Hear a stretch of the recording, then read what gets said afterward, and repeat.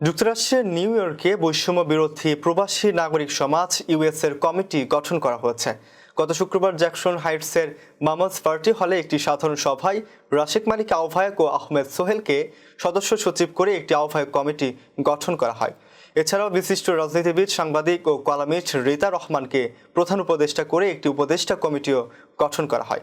বৈষম্য বিরোধী প্রবাসী নাগরিক সমাজ নিউ ইয়র্কের বুকে একটি অরাজনৈতিক সংগঠন উল্লেখ করে নবগঠিত কমিটির আহ্বায়ক রাশেক মালিক বলেন, বাংলাদেশে ছাত্র জনতার অভ্যুত্থানের পর গঠিত অন্তর্বর্তীকালীন সরকারকে সমর্থন জানিয়ে আমাদের এ সংগঠনের আত্মপ্রকাশ। সংগঠনটি প্রবাসীদের সম্মিলিত কণ্ঠস্বর প্রতিষ্ঠিত করার লক্ষ্যে কাজ করে যাবে বলেও জানান তিনি। প্রধান উপদেষ্টা রিতা রহমান বলেন, যে রাজনৈতিক সরকার জনগণের ওপর গুলি চালানোর আদেশ দিতে পারে, হাজারের ওপর মানুষকে হত্যা করে নির্মম উল্লাস করতে পারে, তাদের রাজনীতি করার অধিকার নেই।